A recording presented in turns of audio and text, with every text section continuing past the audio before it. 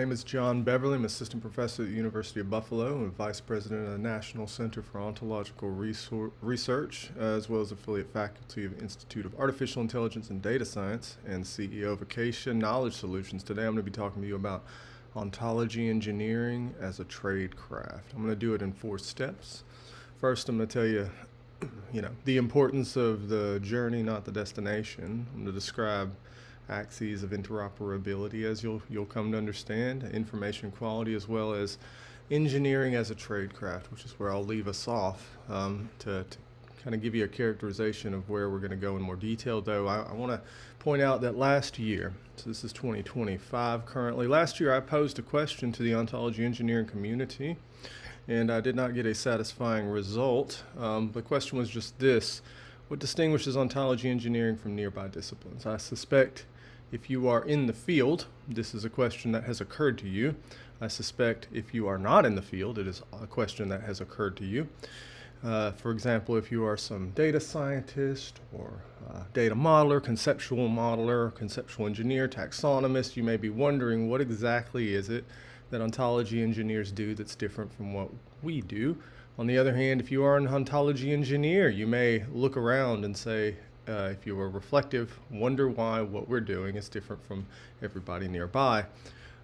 Here's some non-starter answers that I've heard when I posed this question last year and in the intervening time. So people will tell me that ontologists use the semantic web stack. That is not unique to ontologists. They also say that we specifically use things like the web ontology language, OWL, that W3C standard that provides a description logic informed language in which we represent ontologies. Again, not unique, not specific to ontologists. We also hear that ontologists build ontologies. Again, not unique to ontologists. Many groups build ontologies. Ontologists are perhaps concerned with universals or something akin to that. Whatever that may be or however that's characterized, this is usually something you'll hear in more the philosophical circles, but the idea being that ontologists are concerned with the most general categories of the world that cut across all domains. That is in fact not unique to us. There are many disciplines that try to do just that. To my mind, these are a bit tone deaf. They don't really reflect proper understanding of where ontology engineering is situated in the broader scope of AI applications or software development applications. And it also suggests to me kind of an ignorance of what other groups do when these things are spoken or these answers are given from the mouths of ontology engineers. And so it bears repeating. We should seriously ask ourselves, you should seriously ask yourself, what distinguishes ontology engineering from something like taxonomies or taxonomy construction, concept maps, data modeling, coding, database management, machine learning, so forth and so on. Now, don't worry, I'm not just here to lambast and throw shade. I come bearing gifts. And this talk, in fact, is going to culminate in what I will propose to the community is that uniqueness that we're looking for, the thing that separates ontology engineering from every other discipline, the thing that we do not just best, but specifically. I come bearing gifts. To get there, let me do something a bit circuitous, because it's important to highlight this point. I want to tell you a little bit of a story. So I grew up not the best upbringing environment. Before I went to college, I had dropped out of high school and ended up working in a Walmart distribution plant. And for those of you unfamiliar with distribution plant work, it's a place where, say, you go, or at least I went, and threw freight on the weekends, 6 p.m. to 6 a.m., 3 days a week. I just packed and unpacked trucks, threw freight. It was a very tiring job. I was young at the time. I could handle it.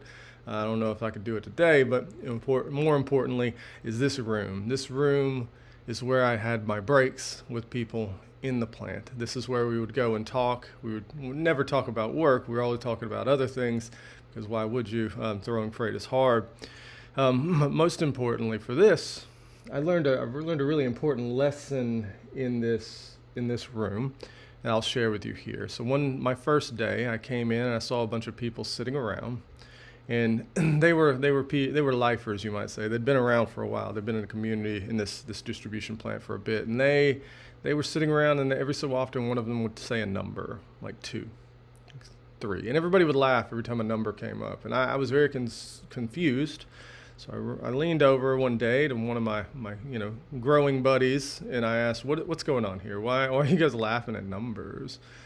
And my friend said, listen, we've been here forever. We've just started associating jokes with numbers. We've heard all the jokes. We've told them all before. So, when the right time comes up, one of us just says 5, and everybody laughs. And I said, okay, that's 1, hilarious. 2, I have to know what the mapping is. And so I spent time talking with my friend. He told me what the mappings were between jokes, and I got a feel for when to say what. And so the next day I came in. I was sitting around eating lunch. I was at the table next to these gentlemen. I waited for an opportune moment, and it came. 9. I said 9, and it was the perfect time for the perfect joke, but nobody laughed. I said, okay. I asked my friend later. I said, so what's up? I said the right joke at the right time. And he looked at me. I'll never forget this. This was a lesson. And he said, John, it's how you tell it. Pause for laughter, but it was an important point. It's how you tell it. And I think this bears, just like the question I started this talk with, this also bears repeating. It's how you tell it. So when we're doing ontology engineering, we're trying to ultimately aim to integrate heterogeneous data sets at scale. We want to support interpersonal understanding, mission applications, so forth and so on, as well as improve data quality and data governance. And we spend a lot of time focusing on what it is, the ontologies, the model. In general, though, outside of our community, the ontology engineering community, we focus a lot on it. Algorithms, code, models, bags of words. Ontologies, of course, controlled vocabularies, relational databases, thesauri. We focus a lot on the it. We also focus a lot on the you, companies that can provide these sorts of outputs like IBM, Microsoft, Palantir, Boeing, etc. We don't, but just put it out here, it's not really within the interest, just to be candid, of most vendors to satisfy these aims. It's a very lucrative project to not integrate heterogeneous data sets, and companies have made a lot of money not doing that. I don't really trust that they even believe it's in their interest to solve these problems, but I'll also say it's arguably not within the technical competence of most of these vendors to satisfy such aims, partly because they focus a lot on the it, and partly because their tech stacks are set up in an old school way that focuses on the it. I think we need to focus more on how. So how you tell it. We need to focus on ontology engineering as a tradecraft, less than, which is something more like a journey rather than a destination. And I think if we shift our mindset to thinking about ontology engineering as a tradecraft, and what makes us unique as something of a tradecraft, then I think we can make more progress, faster progress, and also identify how and why exactly it is that our field is so distinct from every other. Now, I put it to you here that ontology engineering, when understood from the perspective of a tradecraft, it is best characterized in terms of 2 goals: addressing interoperability problems while simultaneously improving data quality or information quality. Now, I'll handle each of these in turn. I'll start with the first, interoperability. So our boogeyman, as it were, information silos, which is roughly speaking, very roughly speaking here, I'm doing a bit of hand waving. It's an information repository, like a management system or database, the content of which cannot be integrated with that of other information repositories using standard computing strategies. We see these all the time. People know, these are well known. This is no surprise, like information silos exist across the DoD, across various government agencies, across companies like commercial sector, across academic circles. Like, this is not a new thing. You see in March 20th, 2025, we even had an executive order that used exactly this sort of terminology, Executive Order 14243, stopping waste, fraud, and abuse by eliminating information silos. Information silos characterized, roughly speaking, as I just have. This is within scope. Indeed, it is, as I said, the boogeyman for ontology engineering, where ontologies are widely known to be exactly the sorts of solutions that can provide insight or provide ways forward for addressing information silo problems. And ontology is understood in this sense, which is formally well-defined machine interpretable controlled vocabularies designed to represent entities and logical relationships. Among them, more importantly to my mindset, is that ontologies make explicit the implicit meanings buried in data sets by using basic principles of formal logic. Sometimes you'll hear this characterized in kind of a hand-wavy metaphor as providing a semantic layer to connect information silos. I think there is truth to that. But really, again, the core is making explicit the implicit meanings buried in data sets using basic principles of formal logic. That is the core. Now, when we're thinking of interoperability, though, this term, interoperability, interoperating different information silos, that is, means many things to many people. Everybody's aware of information silos. Everybody's aware of the problems with them. Everybody wants to address these. This is not news. But how exactly you characterize or approach addressing them can be done in many different ways, different levels, like criteria for satisfaction, criteria for success, cut across different disciplines, unfortunately. It's a bit ironic that we have information siloing about the concept of interoperability. Nevertheless, we do. I did a cursory review not too long ago of the phrase interoperability and definitions associated with it, and I found 56 different definitions. I'm loath to provide another here, even though I'm trying to get clear and precise about the field of ontology engineering, but I don't think I have to propose another definition here to make sense of what we do as a discipline. I think I can rest by taking something of a higher level approach and thinking of interoperability across three different axes, which you'll see laid out here: human-human, human-machine, and machine-machine. I'll take each of these in turn because it's important for me to highlight why these are distinct axes, because unfortunately folks in our community, which I'll point out in a moment, have tended to conflate these axes, and it's to our chagrin as a discipline and in terms of practical progress. So human-human interoperability, you see some luminaries of the field of ontology engineering here: Giancarlo Gazzardi, Chris Partridge, Stefano, and myself on the far right. This is from a tutorial we did in Oslo together. I just want to highlight we're friendly and we want to work together. So this is human-human interoperability on display. But more precisely, this concerns the alignment of understanding between human agents. And it's often pursued through the creation of things like shared vocabularies, definitions, standards, practices, etc. And it's often facilitated by education, legislation, consensus-building exercises, or just social conventions. You can see here just illustration of the documentation around the U.S. Joint Doctrine Hierarchy. These are important publications across different government agencies or different, I should say, military agencies in the U.S. They need to have a common language around which they can speak. The DoD is quite large, and it's very easy to talk past one another. So it's really important that these groups working and doing logistics and kind of management around our strategic deployment out in the wild, that we have a common language so we can do this. And so there's plenty of publications around exactly terminology, what terms mean what. As you can see here in the DoD Dictionary of Military and Associated Terms, we have definitions for things like acceptability, access, accountability, etc. These are importantly for humans, right?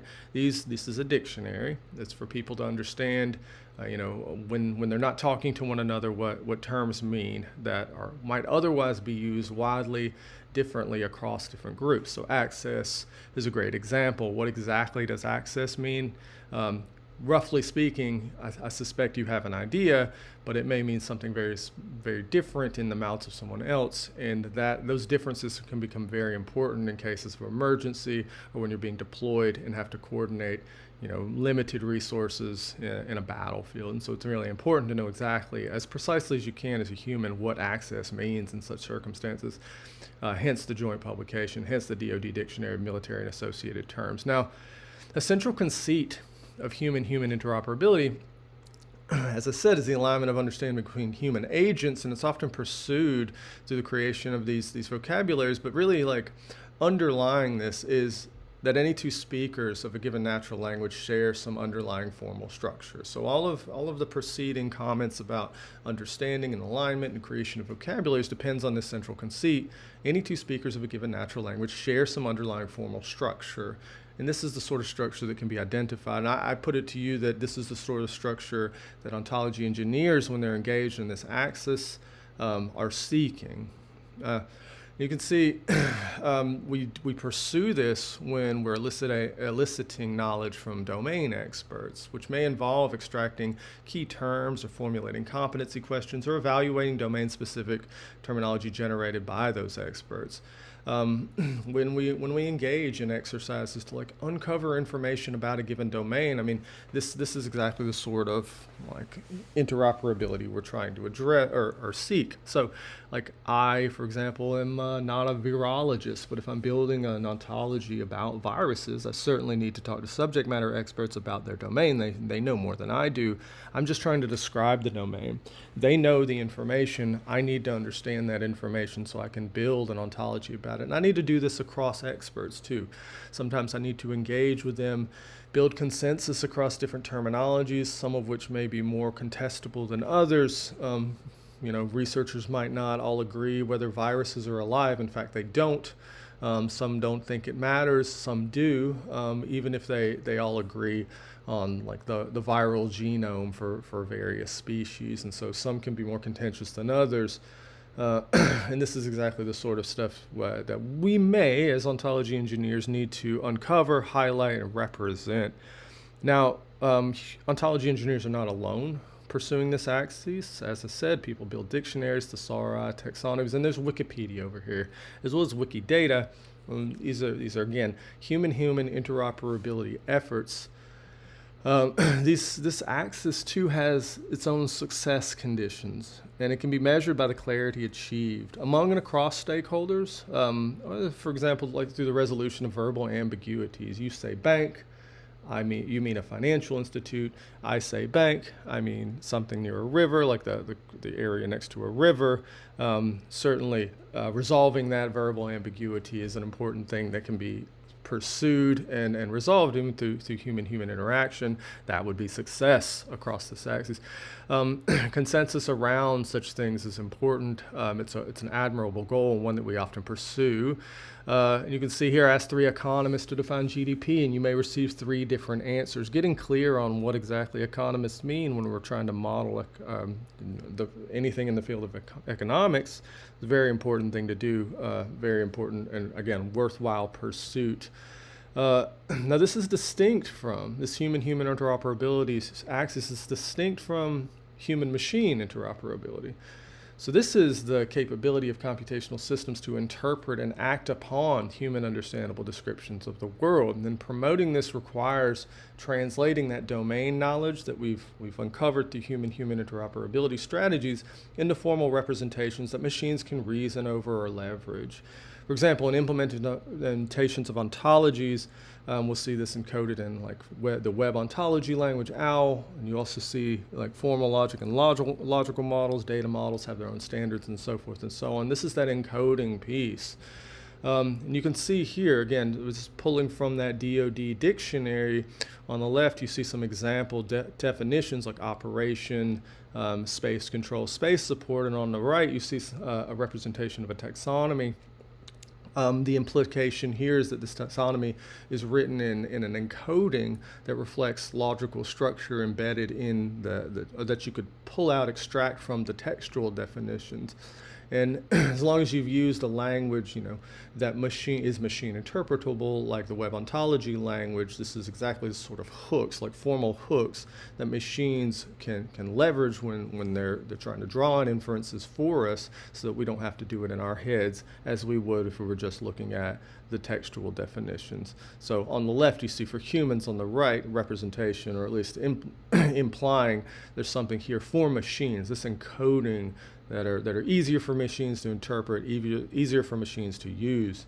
again, central conceit here, everything, about the capability of computational systems to interpret, promoting human-machine interoperability, etc., is dependent on the central conceit that any two heterogeneous information systems share some underlying formal structure, and that again, underwrites this axis. There is some way to encode information across heterogeneous information systems in some formal structure that can bring it together and address interoperability, like in the encoding itself. Ontology engineers, they operate along this axis when formalizing expert knowledge in machine-readable languages, such as the web ontology language, for reasoning engines like Hermit and Pellet and variations of first-order logic. Or, these are not limited here. I would expand this to include like Python packages like RDF-lib, query languages like Sparkle, and then schema validation languages like Shackle or Shex, and so forth and so on. It's the important part here being that encoding aspect. Now, I'll also say, we're not alone on this axis as ontology engineers. Researchers in NLP have been interpreting and acting upon human understandable descriptions to encode them for decades, right? Like, indeed, cutting-edge NLP techniques have made significant progress, and we're now in the era of large language models, which do this quite well. They take, human descriptions of phenomena, like whatever prompts you like, they convert into an encoding that can be leveraged to push out some statistically most likely or roughly likely based on their temperature, output tokens in a way that seems to simulate rather well human interactions. So, kudos to LLM community. They are very successful, I think, along this human-machine interoperability axis, a place that we can support and help, but certainly also an area of like development and growth that we can learn from as ontology engineers. I will say, progress on this side is evaluated based on faithfulness of representations and, importantly, human-machine integration. So, there's this trust component, right? Like we want to be able to trust the encoding is successful. We want to believe that is accurately, whatever the encoding is accurately representing, our intended meanings, our intended semantics as humans, as well as the extent to which machines can extract useful explicit and implicit information from these human-defined structures. And so we, again, evaluate the success of human-machine interoperability in terms of this faithfulness of representations and human-machine integration. So this gets close, I think, to, at least supporting, pursuits or discussions or maybe research in the area of human-machine trust. Like, can I trust this machine in the battlefield? Can I trust this machine to tell me, what how much Motrin to give my daughter when she's sick? This partly depends on accurate capture of and encoding of, intended semantics of a bunch of literature that I may or may not have access to. Now, the last axis here I'd like to harp on is this machine-machine axis, which is, and the extent to which independent computing systems can exchange, interpret, and process data without our intervention. This requires robust data structuring, shared semantics, exchange protocols, standards, quality control checks. There's a syntactic level where interoperability can be facilitated through standards like JSON LD or RDF or OWL, as well as interfaces such as REST APIs or Sparkle endpoints. And these are all within scope, I think, of machine-machine interoperability, where you're focusing on kind of optimized and efficient integrating of data sets once they've been encoded. Here's just a plea to everybody to get some sleep, but also general architecture, REST APIs.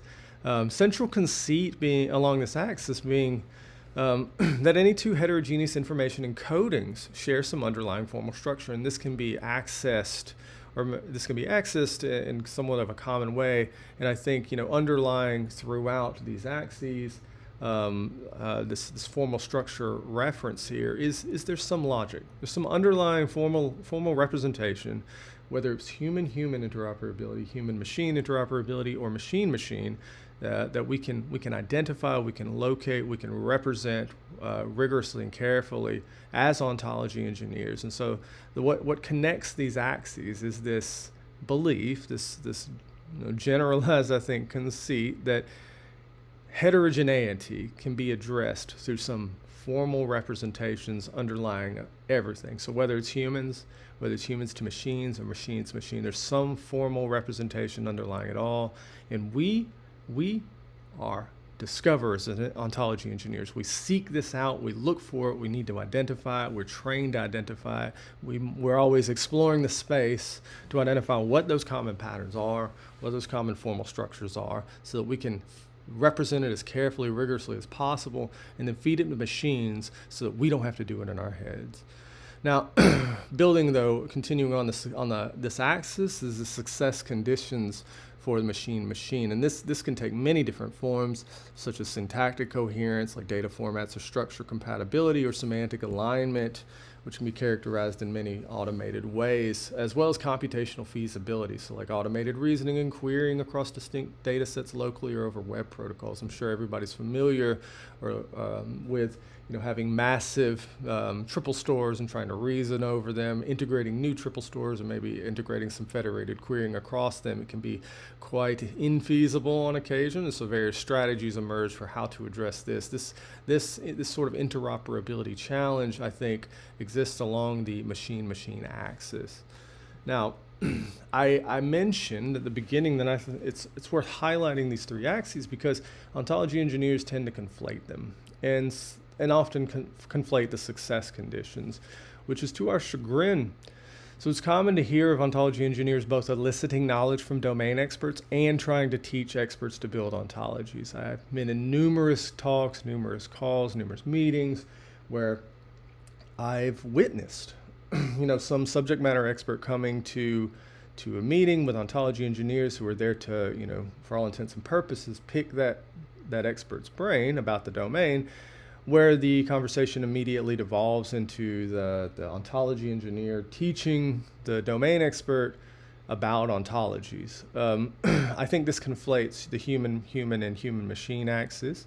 And it's analogous to having something like a product manager hire some JavaScript expert to build a user interface for a new product, only for the JavaScript developer to try to teach the project manager how to code in JavaScript. So that should sound odd to you. Like if I've hired you for a task, I don't necessarily want you to teach me how to perform that task. That would be a little silly. I'm hiring you for that. If you're unfamiliar with JavaScript, let's just say you need to build a fence and you hire somebody to build a fence and they start teaching you how to build a fence. That's not really what they should be doing. They should be instead soliciting your needs. What do you need? What kind of fence do you want? How tall should it be? Like, what kind of material? Do you have any thoughts about that? If not, I will use my expert judgment to use the right materials. Same with JavaScript. If you want me to build you an interface, you tell me what you want that interface to look like. What are the functions that you want it to pursue? I'm not going to teach you JavaScript. I'm going to use my expertise to build the thing as efficiently, as easily as I can to meet your specs. Same with the ontology engineers. Ontologists should be describing the domain. They should not be teaching the subject matter experts or the stakeholders about ontologies unless they really want to learn, but otherwise they should just be information gathering. They should be sponges about the information for the domain, and whatever that looks like on the ontology side, that may not matter at all. The domain expert may not ever need to see the ontology. And in fact, I've found in my experience, if I've done my job well, the domain expert never does see the ontology. They often don't want to, maybe if they want to, they often want to see something else that we in the community don't provide them as often, which is something like a website, a place to interact with data, something that's easy for them to use, something that performs certain functions, like they want to connect, they want to connect this data to that data, and they don't want to do it by thinking really carefully about the connections, but with a drop-down menu, right? Like they want an instance of some software suite that I can point them to, and they just want to play with that interface, so they want to integrate it into their workflow. They don't often care about the ontology. They want a product, and we need to give them a product, right? Now, you might say, who would make such a mistake, John? Because this is so obvious, right? Many people make this mistake, both implicitly and implicitly, or explicitly and implicitly here.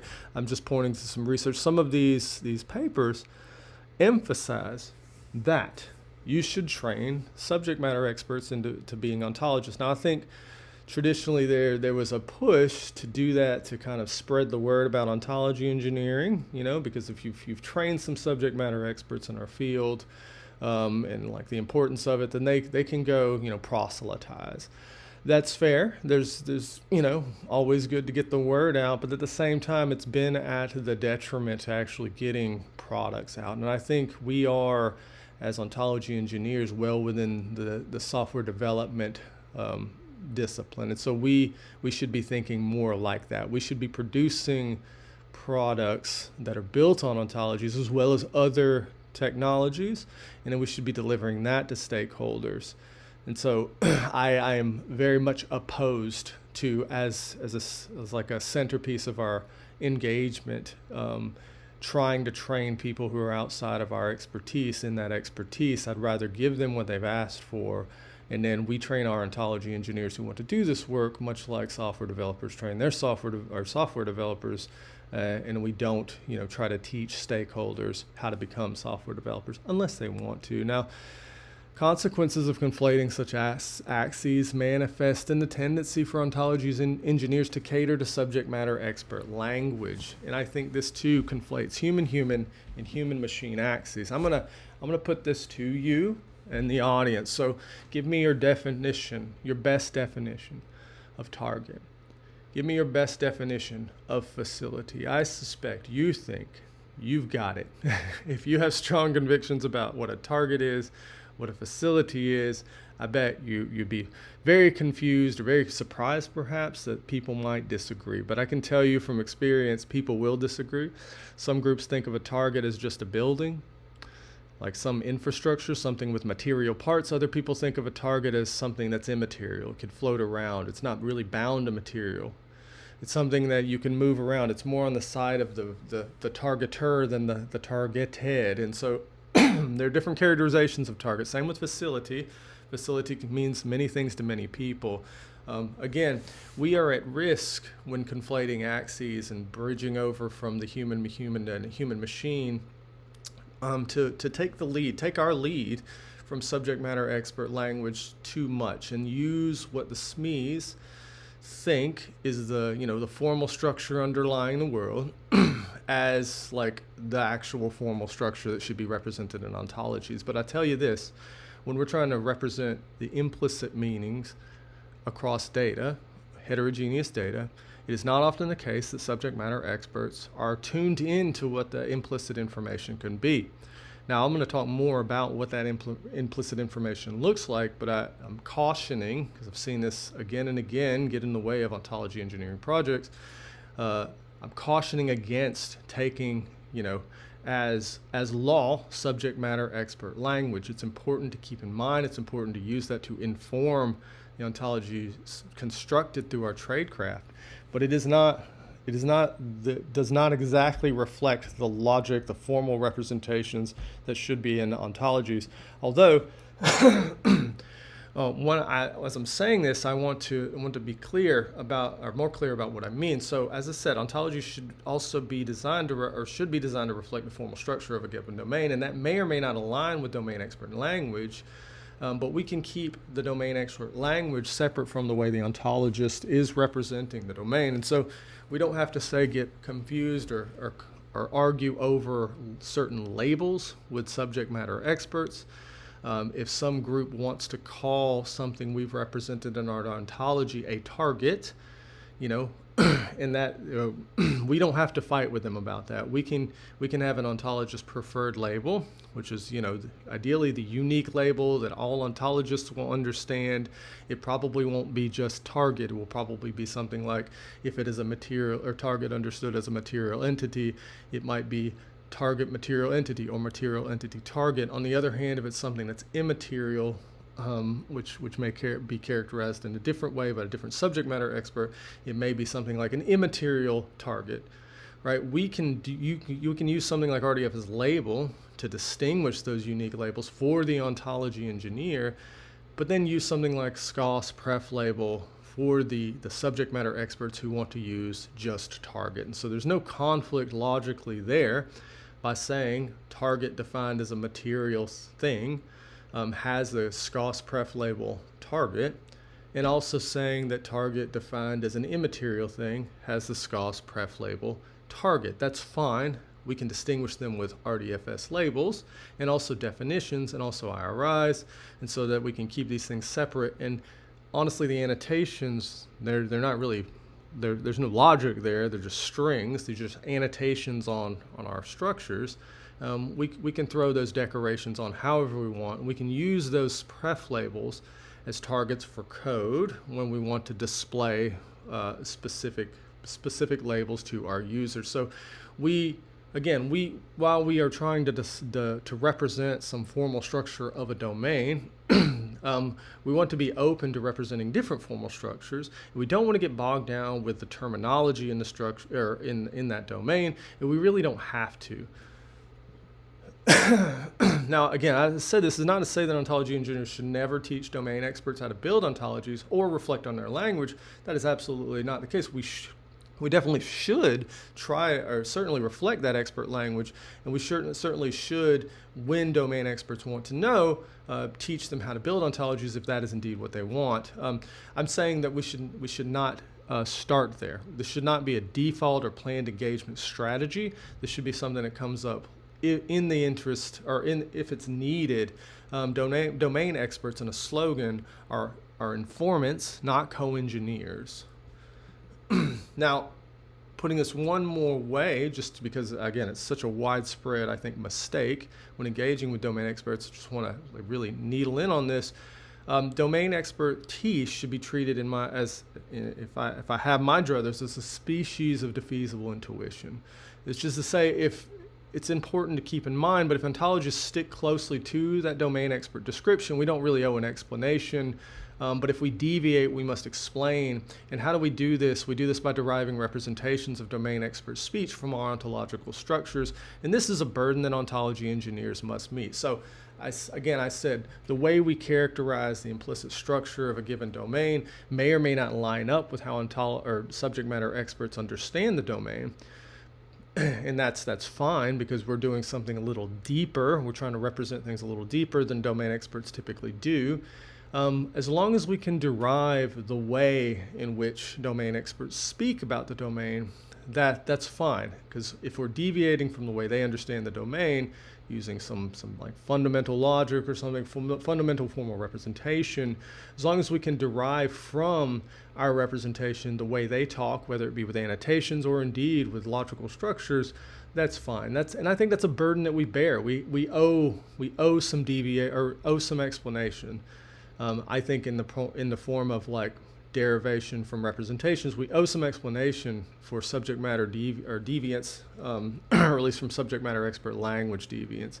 I'll give you an example here, which I have plenty of talks about, like how this is spelled out more specifically, but just a cursory characterization here to kind of put a pin on this. Now, what you're seeing here on the screen is a representation in Protege Editor. It's a common ontology development software tool. You'll see on the left Airbus 320N spec_1. Now this is from a challenge, a tutorial challenge that I gave in Oslo earlier in the year, where I just grabbed from the FAA a database that represented different airplanes or different airplane manufacturers, different specifications, and so forth. And I asked the audience, I said, listen, here's this data straight off the web. I want you to start modeling the rows and columns. In fact, I want you to focus on this specific Airbus 320N row, and I want you to describe all the columns associated with this. And you had things like that it has a model FAA number, that it has a model BADA number, and these were columns here. And so the spec portion, that spec_1 was meant to highlight that if you're being really careful and clear about what's going on in the data, this data set was not referencing a specific Airbus 320N. It was referencing like a blueprint for one. Like these are the conditions under which you would have an Airbus 320N spec. And so the way we characterize this in our circles, in the basic form ontology circles, which is kind of what we advocate for here in Buffalo and NCOR, is we have this relationship of between things like blueprints, which are information-y stuff, and what they're about. And then, so you see here in the bottom right corner, you see this is about relationship, and it's about only blah blah blah blah blah. So that only being something of a conditional. And this is important. This gets to that kind of implicit structure in the domain that domain experts wouldn't really be tuned into. So a blueprint for something like an Airbus 320N is not necessarily referencing anything that actually exists. So you can create a blueprint for something that doesn't ever exist. A failed blueprint, you might think. A blueprint that's never realized, right? We still want to be able to describe under what conditions such a thing might exist. So, and that's what's going on here. So this Airbus 320N spec, we may never know if there's an Airbus 320N, but the blueprint is about something, and it's about something such that if it had all these conditions, it would count as an Airbus 320N. So what are these conditions? They're the things that follow only. So there's like a little logical move here. It's like Airbus 320N is about only something such that it would have all of these properties. Namely, it would be a fixed-wing aircraft. It would have exactly 2 engine parts. It'd have this model number. It'd have a length in feet. And from here on, I'm just kind of reading off the columns. But there is this implicit structure that you won't find in the data set about like parts and like this only conditional stuff. So if you're just reading off, and many groups did this, if you're just reading off the columns in the database, you might be inclined to say, well, look, I'm talking about a specific Airbus 320N, this thing in the world, but indeed that is not the case. That column, that row is about a blueprint. There may or may not be an actual Airbus 320N. You want to find a way to represent the conditions under which such a thing might exist, and that's the kind of implicit structure that I'm pointing to. That's the kind of implicit structure that we're pulling out. And this is exactly the sort of thing that subject matter experts wouldn't be thinking of, and in fact often aren't thinking of. That distinction between, or at least thinking of rigorously, that distinction between a specification or a blueprint and what it's about, and how you can talk about things that haven't yet been realized in a blueprint, while nevertheless not crossing that line and introducing something like a dummy value or a placeholder value, which I've seen before, for a thing that doesn't exist. So again, implicit structure here, important to take seriously the domain expert's knowledge, like this Airbus 320 being about a fixed-wing aircraft. I didn't know that, I didn't know it had a model number FAA. That's the domain expert being a co-informant, but they're not a co-engineer. I don't need to take their lead when I'm trying to think about how to represent formally, like carefully, implicit information about a blueprint and what it's putatively about. That's where I come in. That's where my expertise is most valuable.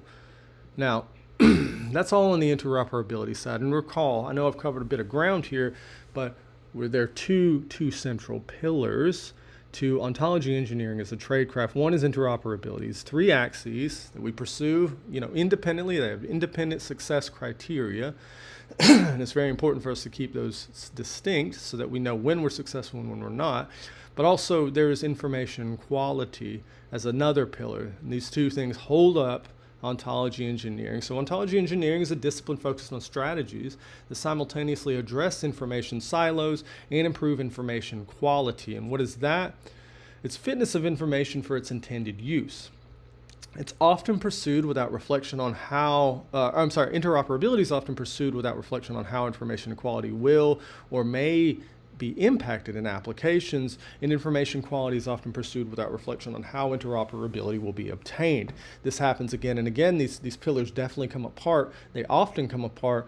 Again, ontology engineering is a discipline focused on addressing simultaneously information quality or information or interoperability, or seeking interoperability as well as improving information quality. Now, I'll point out that too much emphasis on interoperability often leads to ontology artifacts that lack rich axiomatization needed to leverage tools to support information quality improvement. So you can work from the ground up. You can just build structures that model, specifically as closely as possible to rows and columns in some data set. You can do it from this, they sometimes called the bottom-up perspective. And you can do this without thinking about, I'm sorry, forgive me. You can do this while connecting. You can do this without connecting while connecting this representation to other artifacts that are nearby. So I could take two data sets that are about the FAA or from the FAA. They're about Airbus 320N. They have different information. I could just kind of link them together by writing scripts that connect this row and this column to this row and this column. I could do this, manually. I could do this with the help of subject matter experts to make sure, or maybe a data dictionary or something to make sure that this row and this column line up. Anybody playing around with a bunch of data that's generated by different groups will know how hard this is. But you can do this. You can write scripts that'll kind of, write or stick these things together as you need them. They can churn out good results, and then you can develop a product based on this, so that these databases are tapped whenever they need to be, and they have annotations and additional rows and columns to help you connect data, like the different cells and columns or different cells across these data sets when the user needs. And you can do this. But if you have this kind of stitching together strategy that you're pursuing kind of on a one-off basis, it can be quite cumbersome, but more importantly, you're going to lack the kind of implicit connections that will allow you to stitch together new databases or uncover information across databases. Because you're doing this one-off kind of bespoke stitching. It can be done. You can address these interoperability problems just by stitching things together with Python, but you're not going to be able to leverage tools that kind of go beyond those one-off mappings.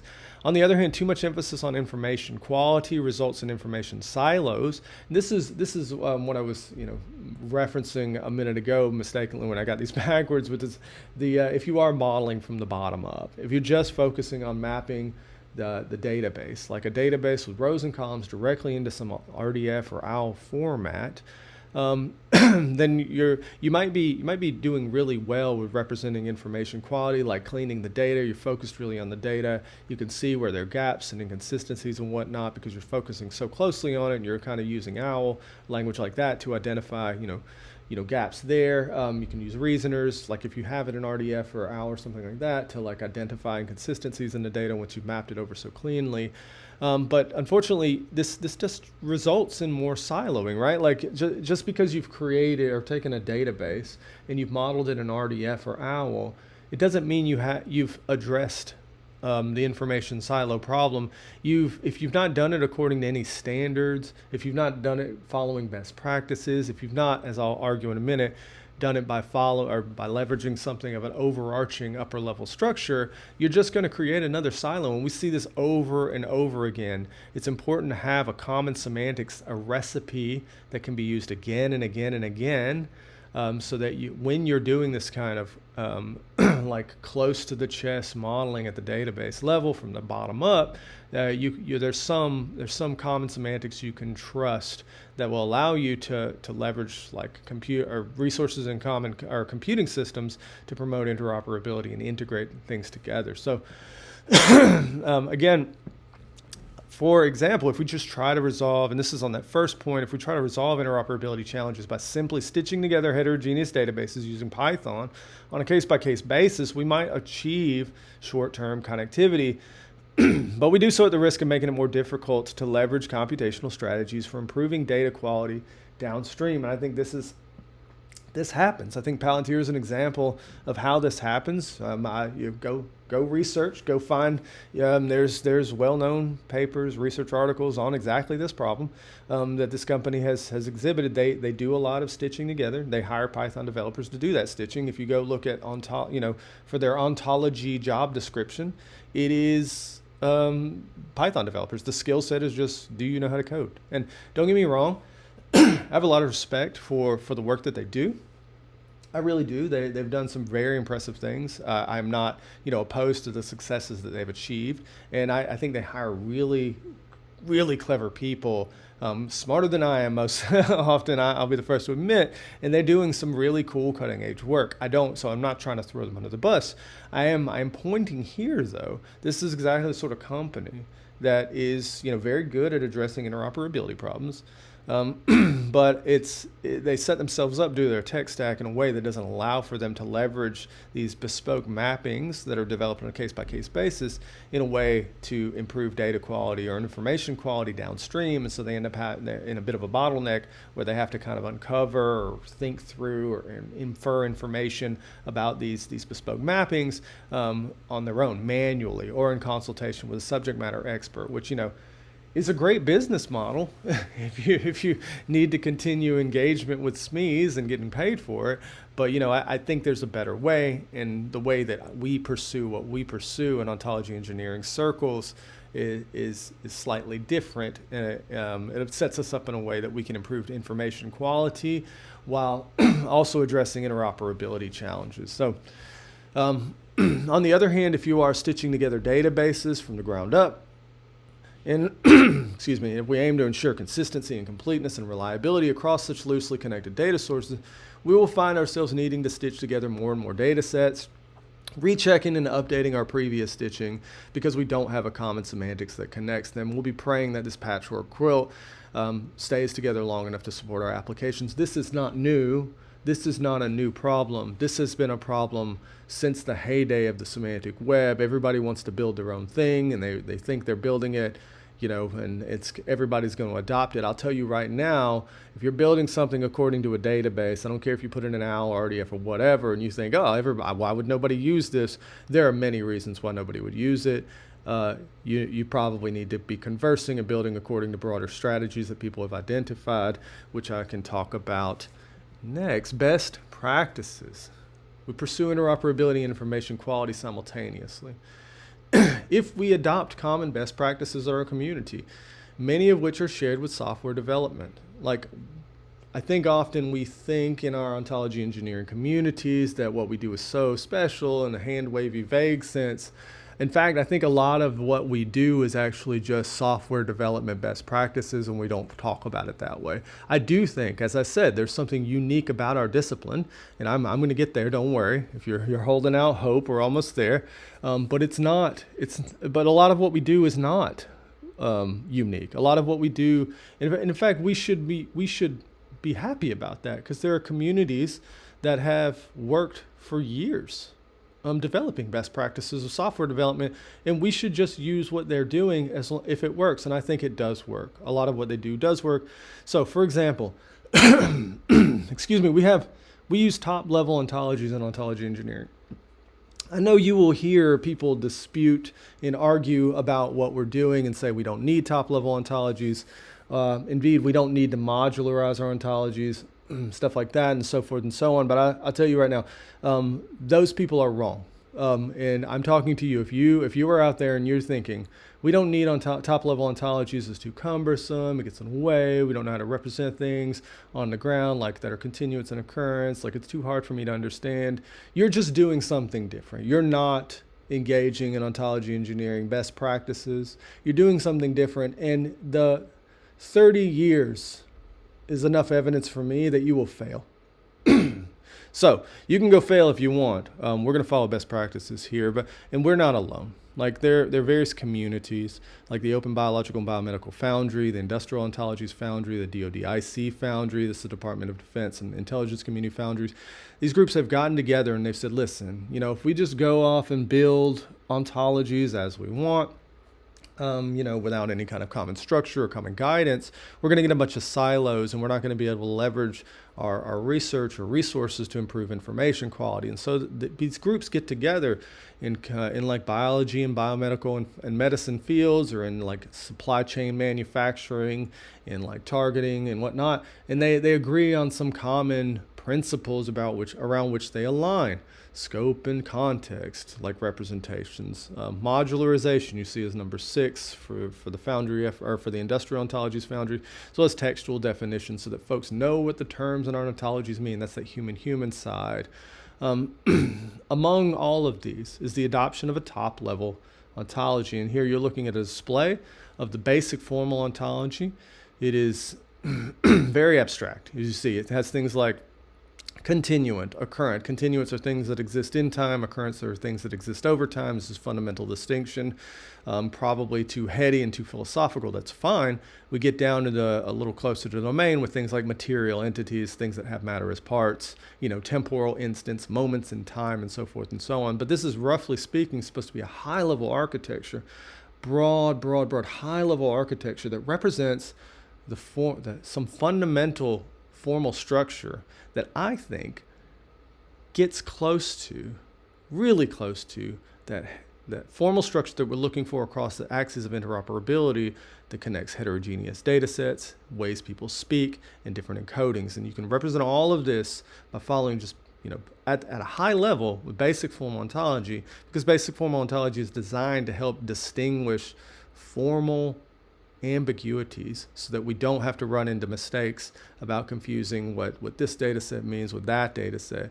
Where fundamental disambiguation is embedded in the heart of basic formal ontology, and it is one of the reasons why it is so widely used. It is the most widely used top-level ontology in the world, has been for decades. It has never been supplanted. It is the first ISO IEC 21838 standard for top-level ontologies, 21838-2.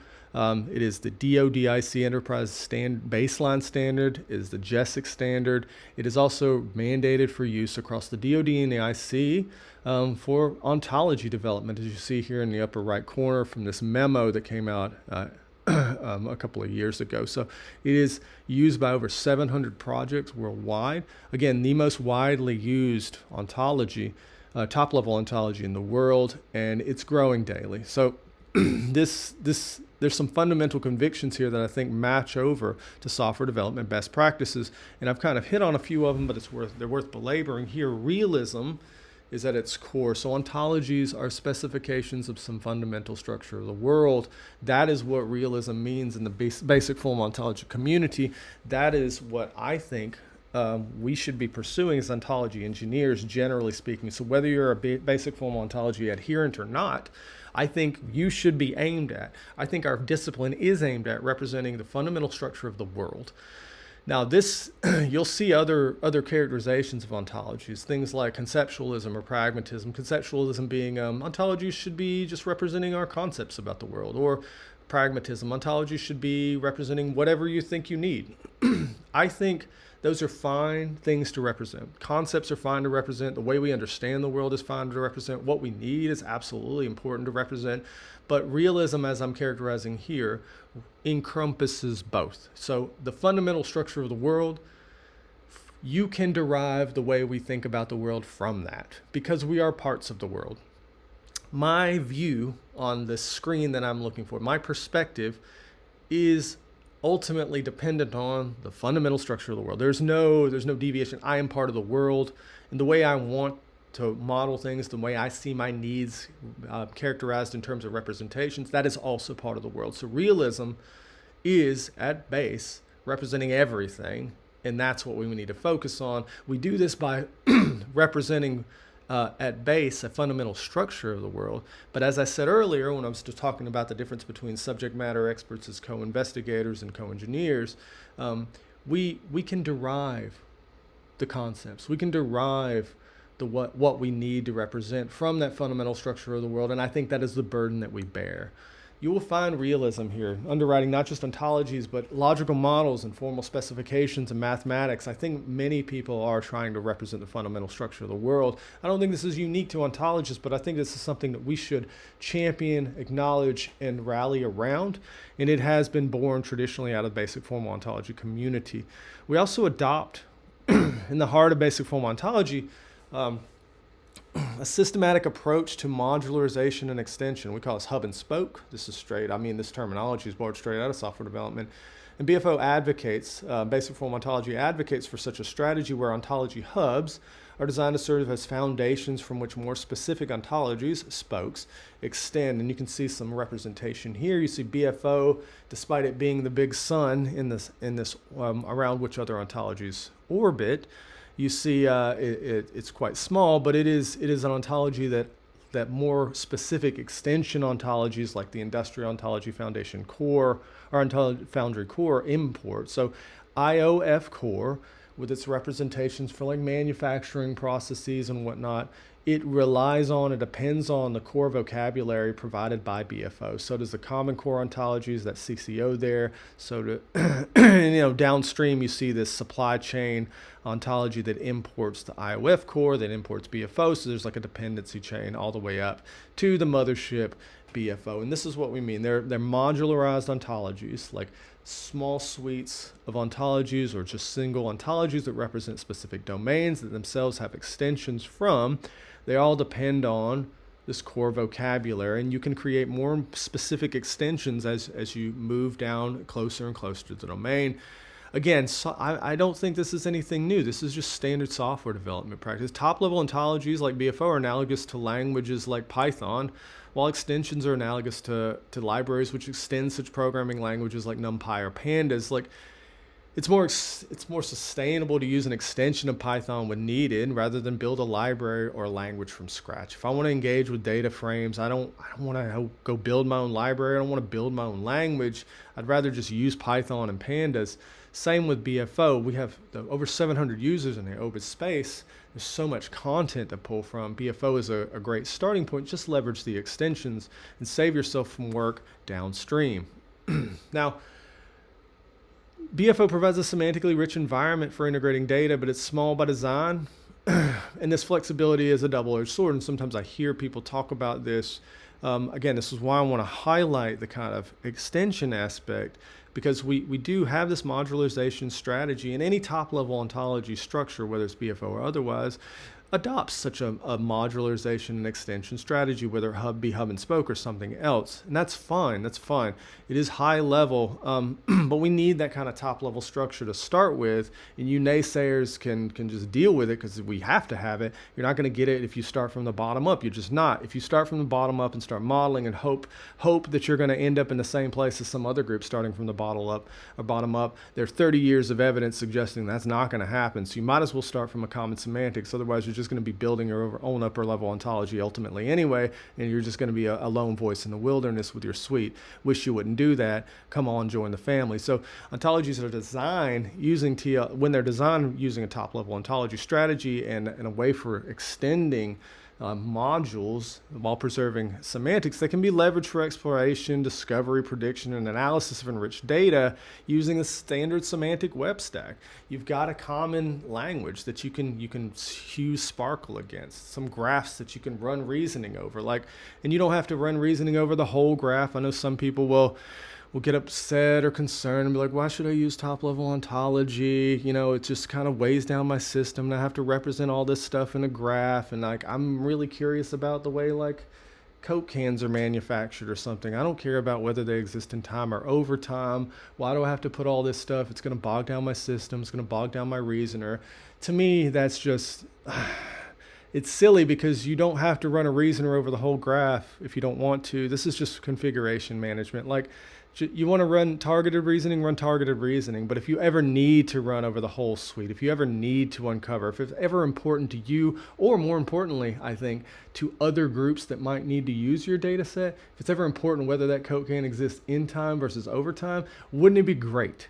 Wouldn't it be fantastic if you already had an embedded semantics that you could leverage? So you can, if you have this broader representation, you can use parts of it whenever you want. You can cut from that whole cloth. But if you're if you're of the mindset that, all right, I'm just gonna build exactly what I need, I guarantee you're gonna need more than you ever expected, and you're gonna get into silo problems and not gonna be able to leverage tools to get your way out of it. You're gonna have to build. You're gonna follow the same failed footsteps of every other strategy that's been pursued that way. And ultimately, I think you'll get the lesson and you'll be back, but I'd really rather you avoid all that pain and heartache.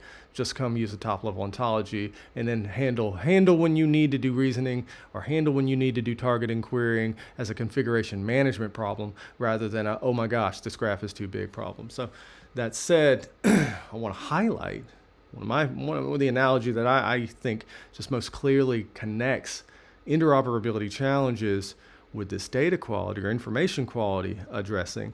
I think when we're representing ontological or databases, structures, or whatnot, when we're trying to find that implicit structure in the world, we're really trying to address known knowns. We're representing known knowns, like this interoperability. We want to find that fundamental structure of the world, the things that we know, the ontology engineers know that connect data to other data, information to other information, that basic formal representation, underwriting it all, whether it's human, machine, or machine. And that's our known knowns. Maybe you don't know them, but the ontology engineers, we know them. And then we want to use this with our semantic web stack, with our code.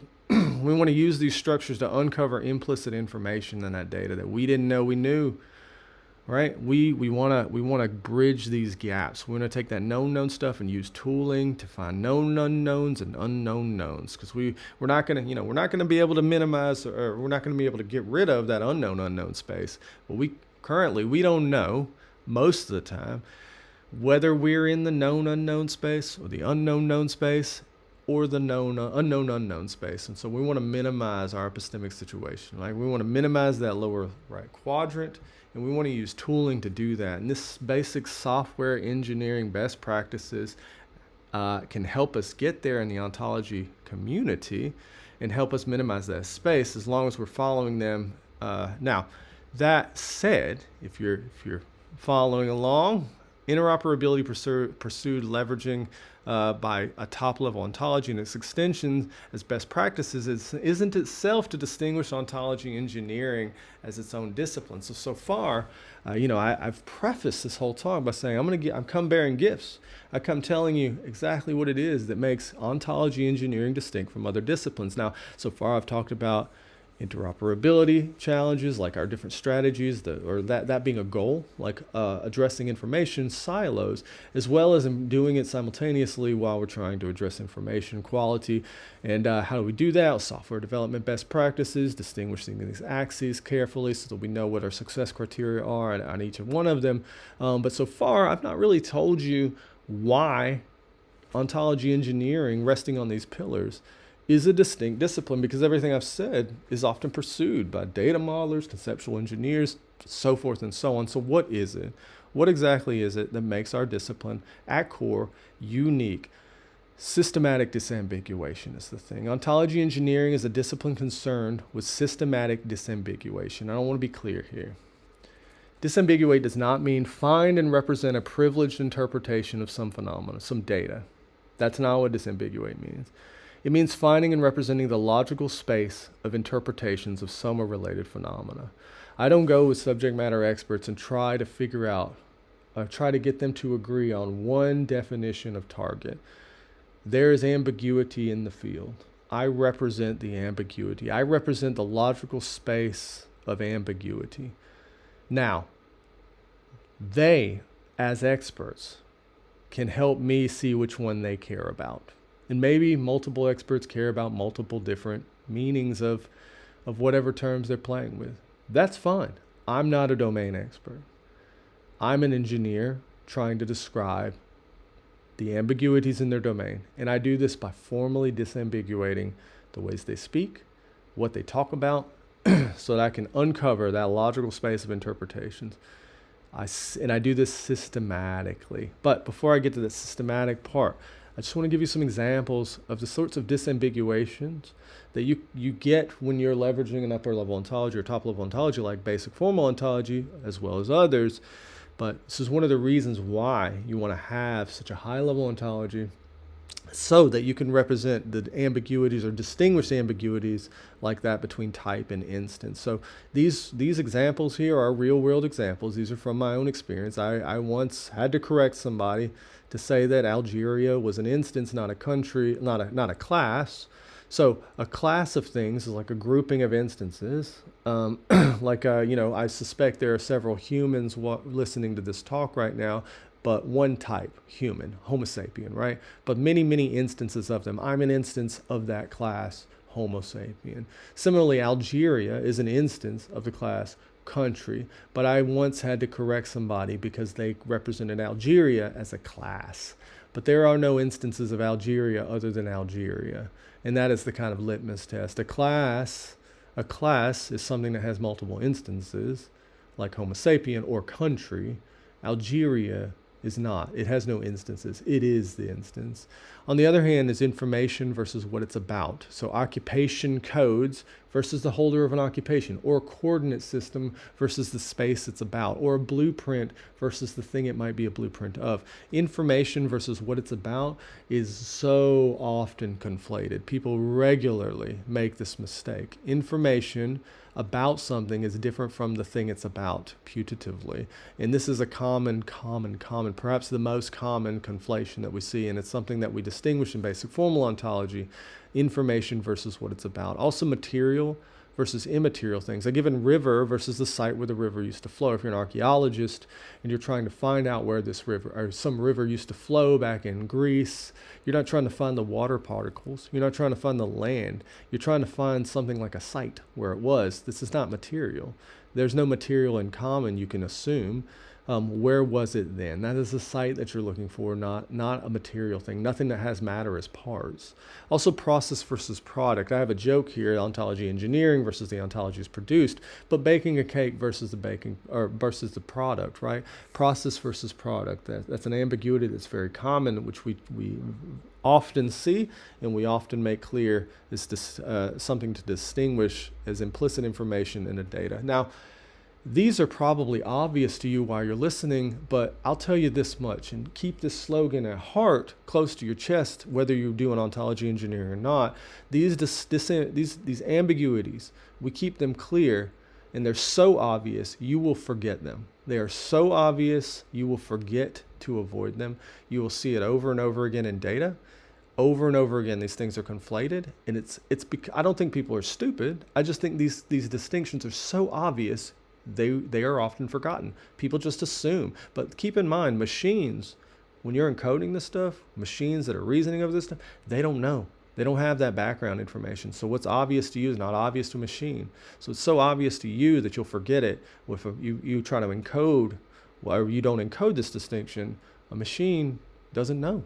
And so you will get conflations in your data when you're representing it, when you're trying to use tools to uncover information from it. Garbage in, garbage out. Now, here's a litmus test for you.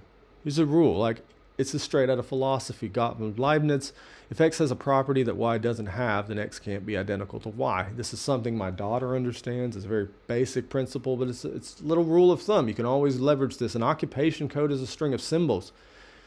It has a syntax. I, as an occupation holder, do not have a syntax. I am not that sort of thing. We have different properties. We can't be identical. A river consists of flowing water. A site where a river flowed doesn't have to. And so these are different things. They have different properties. Now, I said systematic disambiguation. I want to be clear about what I mean by systematic. It means disambiguating the logical space of interpretations of some related phenomenon in a principled, logically exhaustive way. It doesn't mean it doesn't mean just going rogue and boiling the ocean, as we say. It's more like boiling rivers that drain into the ocean. So I don't mean disambiguate anything, like everything, as broadly, as widely as you can. What I mean when I say systematic is I mean disambiguate within the confines of a top-level ontology. So basic formal ontology. Why do I use this? Why do I use a top-level ontology? Not just because I'm trying to avoid interoperability problems in the future. That is well established. But also because it gives me guardrails for when to stop disambiguating things. If I see some data, I think through, like a blueprint, for example, that Airbus 320N spec. I'm thinking to myself, is there a way to interpret this so that it's an immaterial thing? Is there a way to interpret this so it's information? Is there a way to interpret this so it's a material thing? Is there a way to interpret this so it's a process? I run through those guardrails. I go through all of the steps and I say, yay, nay. I try to find whether there's just a justified way to interpret that data from the subject matter expert. And in doing so, that's me logically systematically exhausting the logical space of interpretations. And I do this as best I can. Sometimes I can find justification for interpreting something like an AR320N as a process. I mean, if I can do that, I will represent it as a process. I found most justification in that exercise for representing it as a specification. But who am I to judge? Maybe there is some interpretation of that label or that content where it is best interpreted as a process. I'm not a SME. I'm not a subject matter expert. I just exhaust the logical space of interpretations when it's justified to do so. And instead of boiling the ocean and doing this forever and ever and ever, I use the top-level ontology as a way to provide guardrails for when to stop. There are only 7 buckets you can place things into BFO. 7 buckets. So I just run through the 7 buckets. Now, you should look around my YouTube channel for more details on how to walk through that 7 bucket strategy. It's a bit of an algorithm, which is, again, one of the reasons why I love using top-level ontology. There are only a finite number of steps you need to take when you're trying to exhaust the logical space of interpretation. But I think this is key. Systematically disambiguating data within the scope. It's not boiling the ocean. It's more like boiling rivers draining into the ocean. And this is what I think is key to how we pursue ontology engineering. So I'll often hear people when they're coming from like data modeling circles or conceptual engineering circles, like Neo4j groups with LPGs, they like recognize at some point in our conversations, they're like, oh, I've been trying to collapse graph representation. I've been trying to like represent this domain, but I've been trying to do it in like a succinct way, like as minimally as possible, because that's how I need to code, right? And we don't. We welcome the logical space of interpretations. We keep a big tent, right? Now, once we have a broad suite of representations, broad formal representations, we can cut out whatever's needed from that whole cloth. But we aim for that systematic disambiguation. We aim for the broader representations, more interpretations, not less. And then we can cut out what we need from that broader cloth. You can get LPGs out of ontologies constructed in this way. Now, don't get me wrong. You can go the other way. The 4J groups have been developing like ways to go back and forth. But I'm saying like our focus is on systematically disambiguating the logical space of interpretations. And we do that by seeking more complexity, not less. And then we cut out what pieces of that broader complex picture are needed to give a certain or to solve a certain problem, to address a certain issue, to seek a certain task. Now, this requires logical precision. I'm fond of saying, my wife sometimes isn't on board with my pedantry, so perhaps logical precision in this area is not great for a marriage, but it's necessary to make sure we can disambiguate the logical space of interpretations so we can leverage machines and improve that information quality. So I did want to highlight here some rules of thumb just to kind of give you more insight into what I'm talking about. Here's a representation from Protégé. Again, that ontology editor of basic formal ontology. You see all the classes on the left-hand side, and you see some like relationships on the right-hand side. So you'll see things on the left like continuant, things that exist in time, and you also see things like occurrent, things that exist over time. You also see, like on the right-hand side, relationships like participates in, which links continuance and occurrence. And so there are connections linking taxonomies and subtaxonomies to other taxonomies, which is really where you get the logical rigor for ontological representation. So I did mention there are only a finite number of ways you can disambiguate. You see these rules of thumb. Sometimes we refer to these as the 7 buckets. Again, I mentioned if you want like more of exhaustive characterization of how these buckets work, you should check around on my YouTube channel. Here at a high level, this is what I walk people through when they're trying to leverage BFO to represent their domain. So you start with the things that you can talk about, like things you can touch, the things that have matter as parts, and then you just talk about what qualities they have, like are they red, blue, etc. Do they have mass? And then you talk about what these material entities do or could do, not actually do, but what they could do, like salt. A piece of salt, is a material thing. You can touch it. It has qualities like a lattice structure. It could dissolve. It's soluble, we say, but that's distinct from it actually dissolving. And 4 is where we get into the actual process of dissolving. So, but those are 4 distinct things like that you should represent. Like, and they're often conflated, often confused. The material thing of sodium chloride, its lattice structure, that grounds what it could do, namely be soluble. It is soluble, and then it could dissolve, which you see in the process if it comes into contact with unsaturated water. Now, you also might want to represent where these things exist, what boundaries they have. We have a class for that, as well as when they exist. And last but not least, and again, if you're remembering, I talked about information being the thing that's most commonly confused, or namely information for what it's about.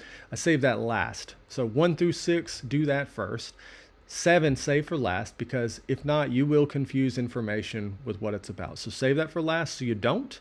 And we have a class that helps you represent that. But always, always, always save that for last, because otherwise you will get confused. Now, we then represent the relationships these things have to one another. So qualities are related to material entities. We have relationships like inheres in.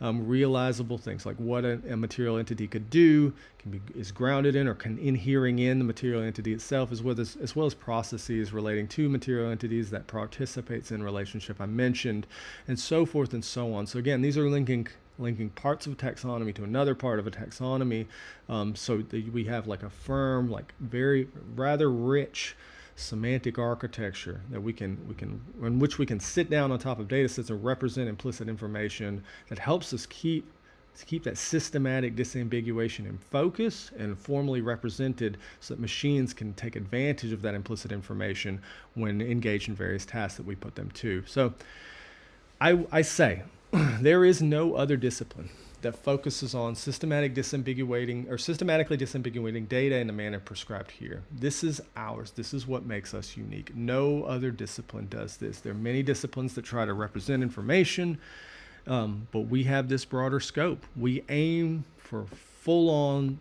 space of logical interpretations when we're modeling, and we do this systematically to disambiguate so that we can leverage tools downstream to address interoperability and information quality problems. And that is what we do. That is our Tradecraft. Now, I began with this question: what distinguishes ontology engineering from nearby disciplines?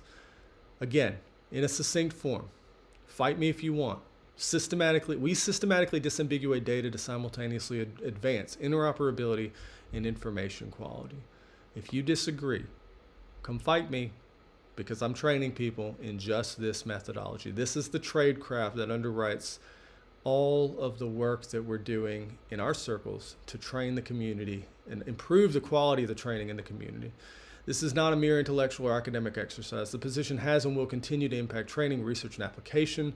Barry Smith and I have been retraining numerous ontology engineers across government, academic, and commercial spaces in the last 3 years, just in this way. And if you disagree or think perhaps the proposal should be amended, you better speak up sooner rather than later, because this is happening. We have a UB and a University of Buffalo Applied Ontology program, a PhD and master's degree. 2026 we'll have our first class. At present, we have a wait list of 40 students, and it's entirely remote and asynchronous, so people from across the world can come learn from us and learn our Tradecraft and how exactly we do what we do and why. They can attend remotely. Videos are online. They don't have to come live in Buffalo. It's cold. Why would you? And you can see we have the National Center for Ontological Research Applied Ontology Education organization, where we put all of our training material here, links to the videos, links to lectures and slides, and etc. Come look, come find it, learn what you can. We're training the community. We want you to be part of it. Now, we also have this certification program under the National Center for Ontological Research, where you can start learning as a basic form ontology practitioner or just a general ontology engineer. And these have there's a little certification pathway here where you can learn to be a TLO or top-level ontology specialist, a mid-level ontology specialist, so it's some of the suites that sit between basic form ontology and its domain extensions, as well as we can become a specialist in referent tracking or semantic web technologies or security as well. And so we have pathways that help inform as you build up your skill set. You can come get certified from NCOR. We'll give you a little badge and all that good stuff. So you can see some of that. There are websites associated with this. Not hard to find. Just tap in NCOR certification. You see we have representations here of the content, as well as like overviews, course objectives for some of these classes, intended audiences, and so forth and so on. We're following the MIT model, so we put all of our education material online. If you want the credential from University of Buffalo, of course you'll have to go through University of Buffalo and pay and whatnot and follow the curriculum, but you can also just come, just like at MIT, you can come learn with the material. It's all online, and we're happy to help you do so. Also, there's an Ontology 101 working group, as well as a 201 working group. But just for those of you unfamiliar with the territory, you are welcome, more than welcome, to come join us there. It's a 6-week cycle. It's on Wednesdays at 11 p.m. or 11 a.m. Eastern Standard Time. A 6-week cycle where the first 2 sessions in the cycle are engaged with subject matter expert elicitation exercises. So how do you engage with SMEs or domain experts as co-investigators who can inform your modeling, and then 2 sessions after that focused on the construction of design patterns. How do we model that information, or the competency questions, or like questions of import pulled out of those subject matter expert engagements? How do we model those visually in a way that reflects the ontological commitments that we have? And then in the last 2 sessions, how do we encode that in something like the web ontology language and Protege, so we can test our models with reasoners or Sparkle queries, so we can see if we've gotten the right results. You can see here there's sample structure. If you want more information, reach out. Not hard to find me. John Beverley, just look around. I'll add you to the Slack channel, add you to the group invite. Again, the more the merrier. We're also posting videos from these engagements online on my YouTube channel, so you're welcome to check those out as well. And with that, again, I want to say the core aspect of our field, what we do best, what we do as a unique discipline that distinguishes us from every other discipline, systematic disambiguation, in the interest of addressing both interoperability and information quality challenges. That is what we do. I put it to you. If you disagree, come fight me on it. Come help me on it. But if not, I'm rolling out, Barry's rolling out, and this is the strategy forward. Come join us.